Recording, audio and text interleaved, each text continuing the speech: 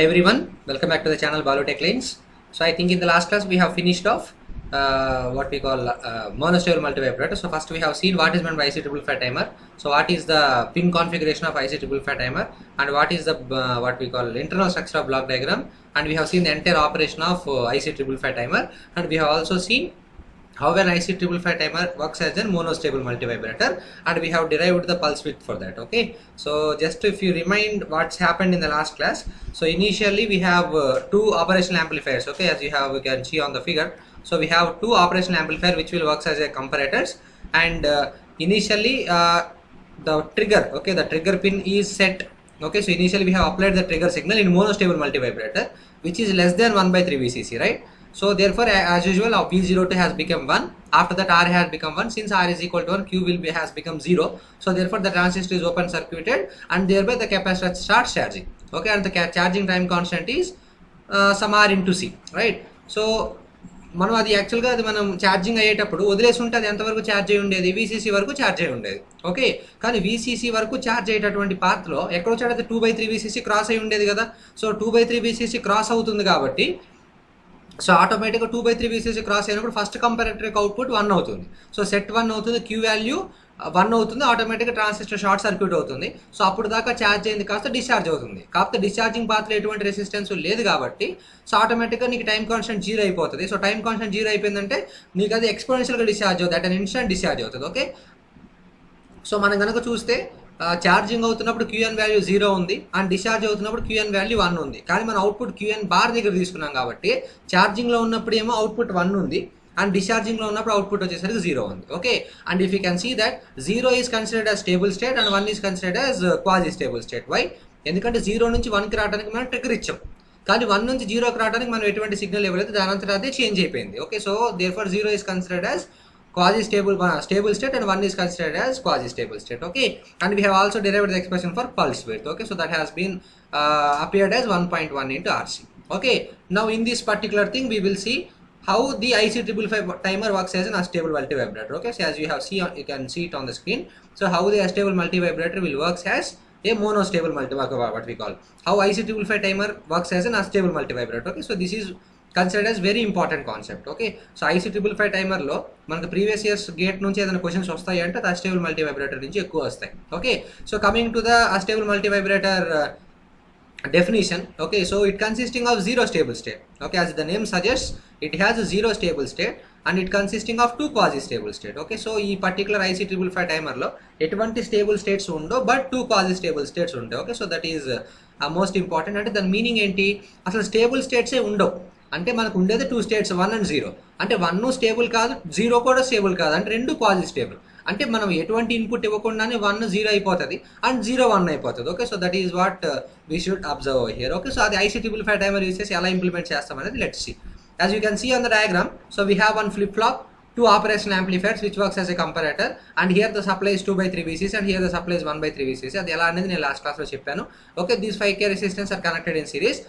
And ఇక్కడ very important point ఏంటంటే ఒక IC555 టైమర్ అనేది అస్టేబుల్ మల్టీవైబ్రేటర్గా వర్క్ చేయాలి అంటే కంపల్సరీగా ఈ threshold point, this threshold point and this trigger point should be short circuited. This is very very important. Okay, so ఈ threshold point and trigger point రెండు ఒకదానికొకటి షార్ట్ సర్క్యూట్ అయి ఉంటే మాత్రమే ఒక IC555 టైమర్ అనేది అస్టేబుల్ మల్టీవైబ్రేటర్గా వర్క్ చేస్తుంది. ఓకే, అండ్ ఈ షార్ట్ సర్క్యూట్ పాయింట్ నుంచి ఎగ్జాక్ట్గా మనం కెపాసిటర్ని కనెక్ట్ చేస్తాం, అండ్ ఈ కెపాసిటర్కి డిశ్చార్జ్ పిన్కి మధ్యలో ఇంకొక రెసిస్టెన్స్ RB ఉంటుంది, అండ్ ఈ డిశ్చార్జ్ పిన్కి VCCకి మధ్యలో RA ఉంటుంది. ఓకే, అండ్ నేను మీకు ఆల్రెడీ లాస్ట్ క్లాస్లో చెప్పాను, ఒక IC555 టైమర్ నుంచి క్వశ్చన్ వచ్చినప్పుడు మనకి ఇంటర్నల్ స్ట్రక్చర్ ఇవ్వరు.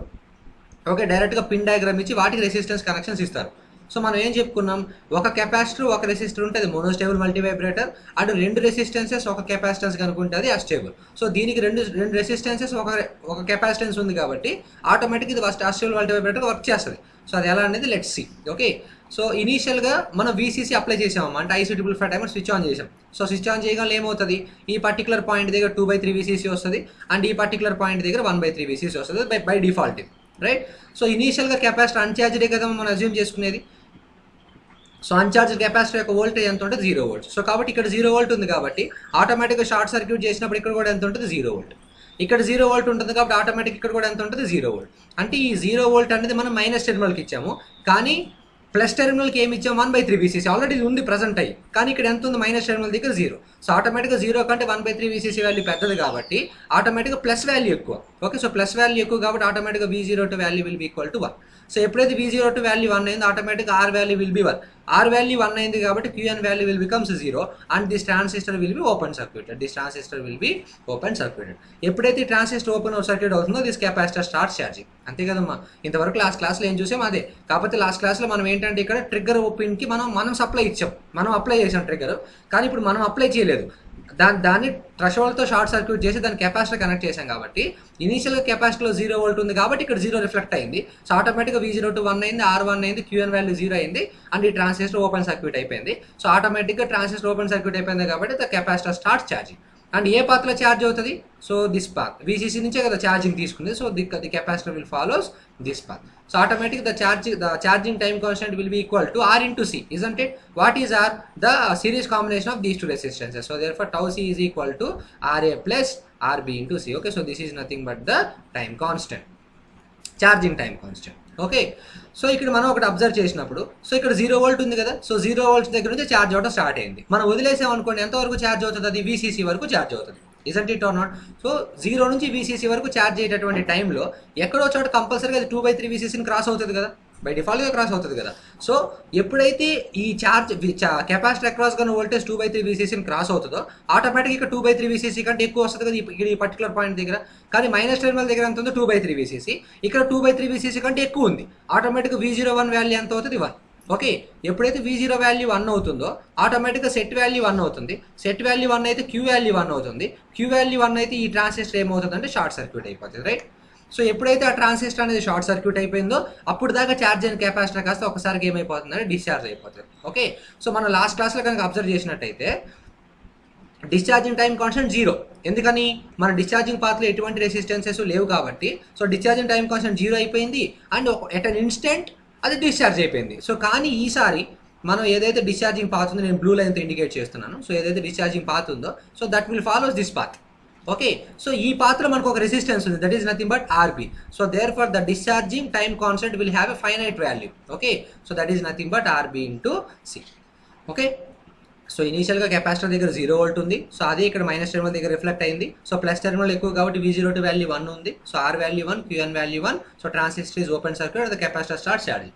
సో ఛార్జ్ అవుతూ ఏదో ఒక పర్టికులర్ పాయింట్ ఆఫ్ టైంలో, సో ఈ పర్టికులర్ పాయింట్ అనేది 2/3 VCCని క్రాస్ అవుతుంది కాబట్టి ఆటోమేటిక్గా V01 value will become 1. So V0 value 1 అయింది కాబట్టి సెట్ వాల్యూ 1 అయిందంటే Q వాల్యూ 1 అయిందంటే transistor will be short circuited. So అప్పుడు దాకా ఛార్జ్ అయింది కదా, డిశ్చార్జ్ అవుతుంది. కాకపోతే డిశ్చార్జింగ్ పాత్రలో ఈసారి మనకి రెసిస్టెన్స్ లేకుండా లేదు, ఏ రెసిస్టెన్స్ ఉంది? RB ఉంది. సో కాబట్టి ఆటోమేటిక్గా the time constant will have finite value and that value will be equal to RB into C. So ఇప్పుడు ఏంటి, 2/3 VCC వరకు ఛార్జ్ అయింది. So due to the set pin 1 అవడం వల్ల అది డిశ్చార్జ్ అవ్వడం స్టార్ట్ అయింది. ఎంతవరకు డిశ్చార్జ్ అవ్వగలదు? అది 0 వరకు డిశ్చార్జ్ అవ్వగలదుగా. సో డిశ్చార్జ్ అవుతూ ఏదో పర్టికులర్ పాయింట్ ఆఫ్ టైంలో 1/3 VCC కంటే తక్కువ వస్తుంది కదమ్మా. సో ఎప్పుడైతే 1/3 VCC కంటే తక్కువ వస్తుందో ఈ పర్టికులర్ పాయింట్ దగ్గర, ఇదే కదా కనెక్ట్ చేసాం ఇక్కడికి, ఇక్కడ మనకి ఏమొస్తుంది? లెస్ దాన్ 1/3 VCC వస్తుంది, isn't it? Less than 1/3 VCC. So ఎప్పుడైతే మైనస్ టెర్మినల్ అనేది లెస్ దాన్ 1/3 VCC వచ్చిందో ఇక్కడ నీకు ఆటోమేటిక్గా 1/3 VCC ఉంది ప్లస్ టెర్మినల్ దగ్గర. సో ఆటోమేటిక్గా మళ్ళీ V01 వాల్యూ 1 అవుతుంది, మళ్ళీ R1 అవుతుంది, Qn వాల్యూ 0 అవుతుంది అండ్ ట్రాన్సిస్టర్ ఓపెన్ సర్క్యూట్ అవుతుంది. మళ్ళీ 1/3 VCC దగ్గర నుంచి ఛార్జ్ అవ్వడం స్టార్ట్ అవుతుంది. ఎంతవరకు ఛార్జ్ అవ్వగలదు? VCC వరకు.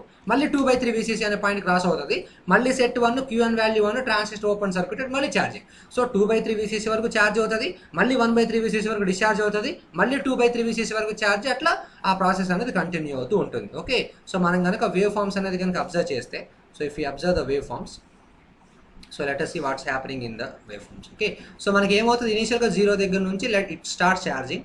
ఆ తర్వాత 2/3 VCC దగ్గరికి మ్యాక్సిమం వాల్యూ రీచ్ అయింది. ఓకే, ఎప్పుడైతే 2/3 VCC దగ్గరికి రీచ్ అయిందో so it starts discharging, right? So discharging at an instant అవ్వదు, ఎందుకని it has a finite time constant.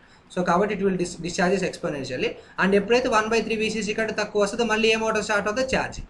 మళ్ళీ 2/3 VCC దగ్గరికి వచ్చినప్పుడు మళ్ళీ డిశ్చార్జ్, మళ్ళీ 1/3 కంటే ఎక్కువ వచ్చినప్పుడు ఛార్జింగ్, మళ్ళీ discharging, charging. So the process will be continue. Okay, and మీరు కనుక అబ్జర్వ్ చేస్తే, ఒకసారి ఇది అబ్జర్వ్ చేస్తే ఛార్జింగ్ ఉన్నప్పుడు Qn వాల్యూ ఎంత, డిశ్చార్జింగ్ ఉన్నప్పుడు Qn వాల్యూ ఎంత. If you observe this one, so the charging and discharging will be symmetry. Okay, so ఇక్కడ సిమెట్రిసిటీ అంటే నా దగ్గర గ్రాఫ్ పేపర్ లేదు కాబట్టి కుదరలేదు, బట్ ఛార్జ్ అవ్వడానికి ఎంత టైం అయితే పడుతుందో ఒక సైకిల్కి అంతే టైము మళ్ళీ నెక్స్ట్ సైకిల్లో ఛార్జ్ అవ్వడానికి పడుతుంది. ఓకే, సో ఎందుకంటే ఛార్జింగ్ టైం కాన్స్టెంట్ ఈ సేమ్, రైట్? ఆర్బి అనేది కాన్స్టెంట్ కాబట్టి ఇక్కడ చూడండి, ఛార్జింగ్లో ఉన్నప్పుడు క్యూఎన్ వాల్యూ ఎంత ఉంది? 0, ఇదంటే ఛార్జింగ్లో ఉన్నప్పుడు QN value 0, right? So next డిశ్చార్జింగ్లో ఉన్నప్పుడు క్యూఎన్ వాల్యూ ఎంత ఉంది? 1. సిమిలర్లీ ఛార్జింగ్లో ఉన్నప్పుడు క్యూఎన్ వాల్యూ 0, డిశ్చార్జింగ్లో ఉన్నప్పుడు QN value 1, and it will B 0 and it will B 1 and so on, right? So this is 0, this is 1, this is 0 and this is 1, right? And this is 0.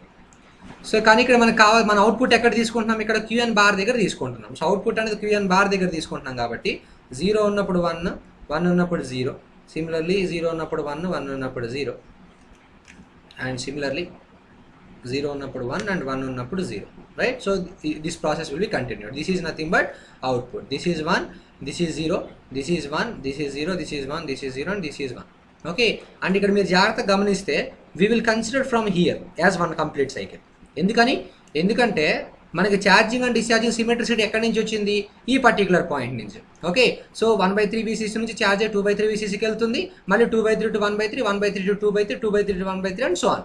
అదే మనం ఇక్కడ నుంచి consider చేస్తే ఇక్కడ 0 నుంచి start అయింది. Okay, so this part will not be considered. Okay, so this will be considered as the initial state, right? అందుకని మనం ఒక టైం పీరియడ్ అనేది ఈ పర్టికులర్ పాయింట్ దగ్గర నుంచి స్టార్ట్ చేస్తాం, బికాస్ ఇదే మళ్ళీ రిపీట్ అవుతుంది కాబట్టి. సో కాబట్టి ఈ పార్ట్ని మనం కన్సిడర్ చేయం క్యాలిక్యులేట్ చేసేటప్పుడు. Okay, fine. So this is nothing but a T on, this is the on period and this is nothing but off period. Okay, so this is nothing but the overall time period. So కాబట్టి మనం T on కి expression find out చేయాలి, T off కి expression find out చేయాలి, T కి expression find out చేయాలి, and ఫ్రీక్వెన్సీకి expression find out చేయాలి, and duty cycle find out చేయాలి. సో ఈ కాన్సెప్ట్స్ అన్ని ఐడియా ఉంటే ఆటోమేటిక్గా ఏ ప్రాబ్లం ఇచ్చినా కానీ ఈజీగా సాల్వ్ చేయొచ్చు, right? So let's proceed with on time.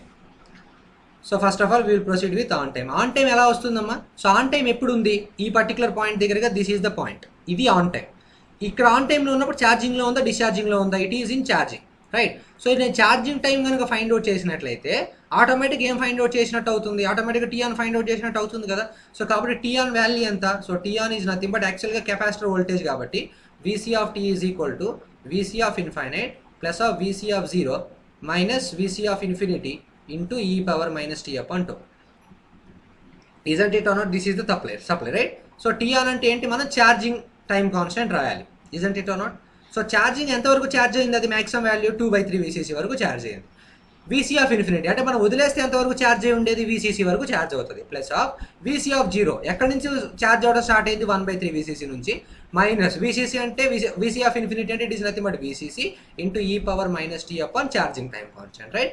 So ఇక్కడ మనం VCC అన్నిట్లో క్యాన్సిల్ అవుట్ చేస్తే సింపుల్గా, so you will have 2/3 is equal to 1 plus of 1/3 minus 1 is nothing but minus 2/3 into e power minus t upon tau c.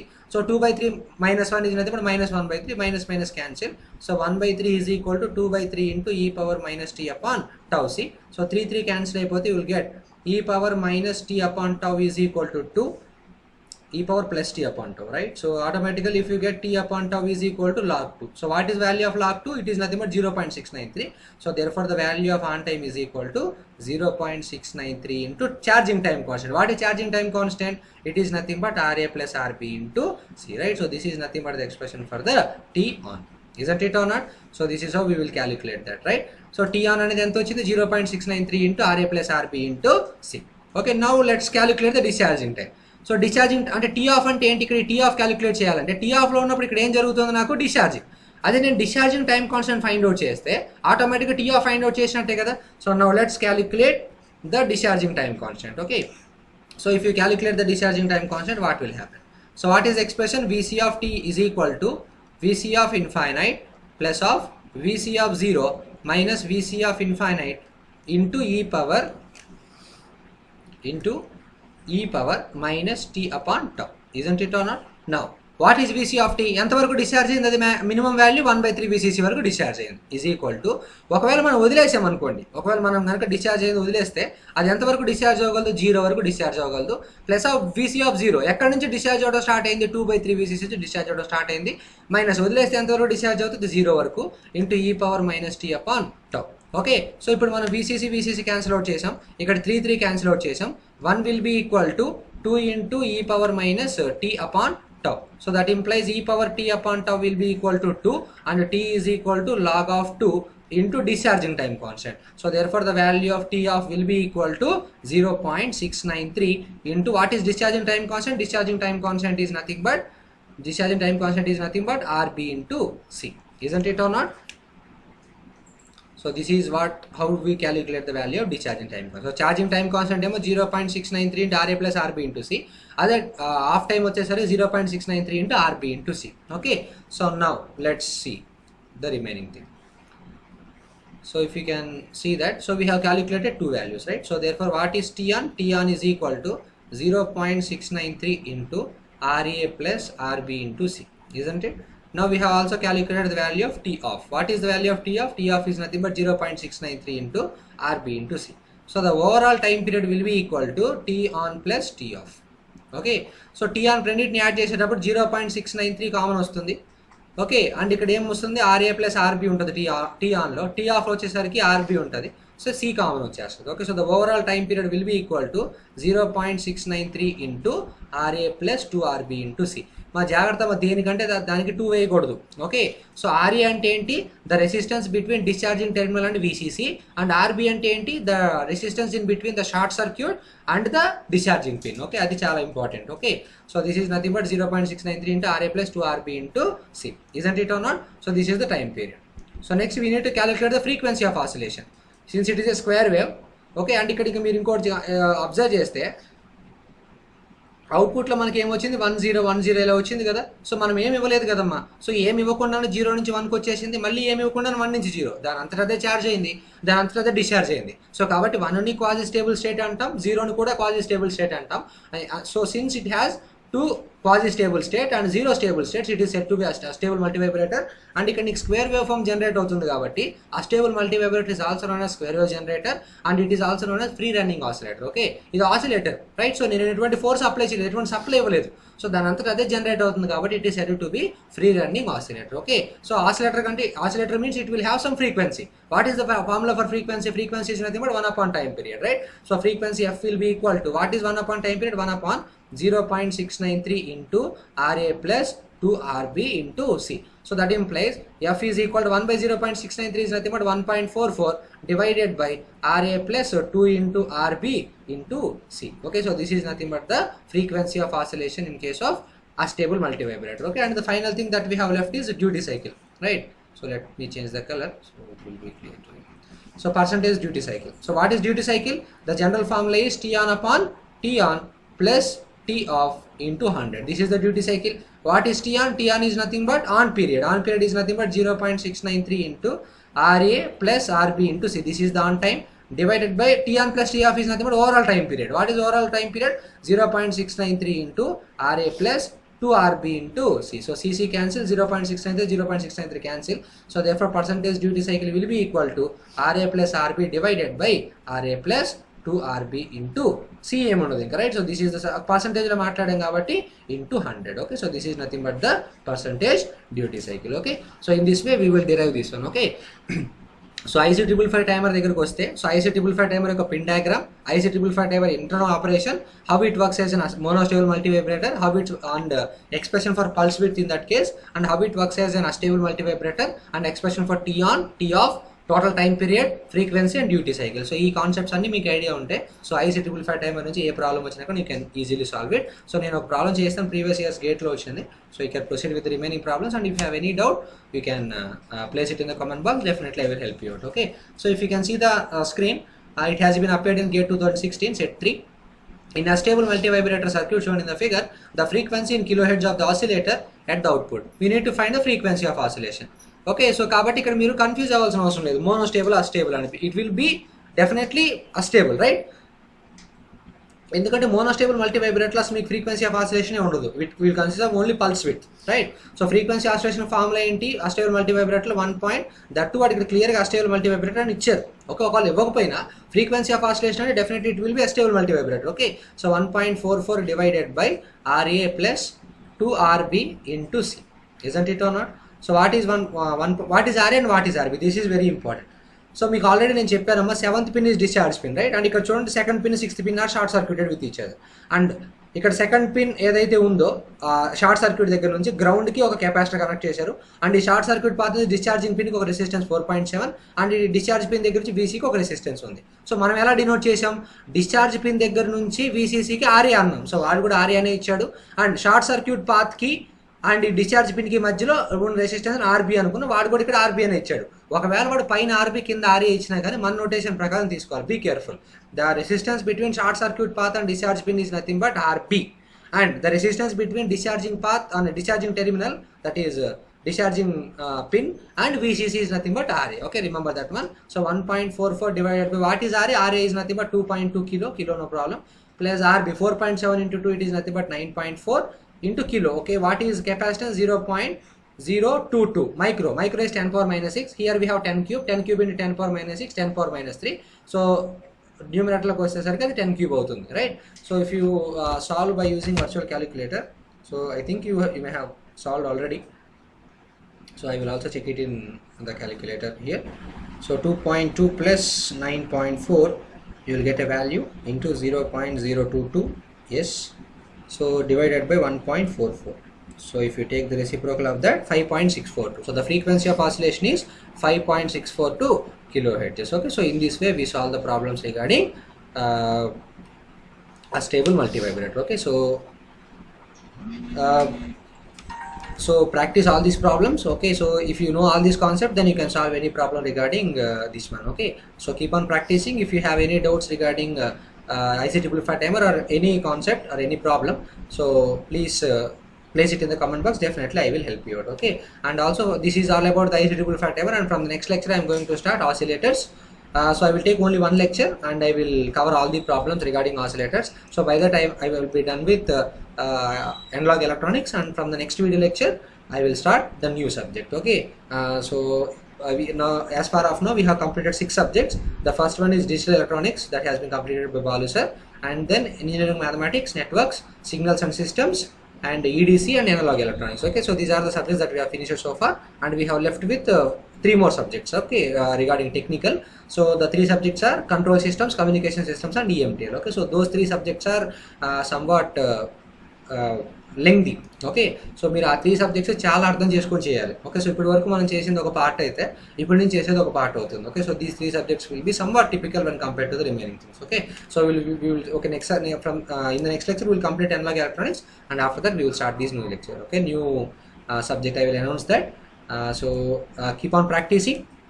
So if you have any doubts, please place it in the comment box, and don't forget to like, share and subscribe. Okay, so we'll meet in the next lecture with problems on oscillators. Okay, so until then, take care and bye.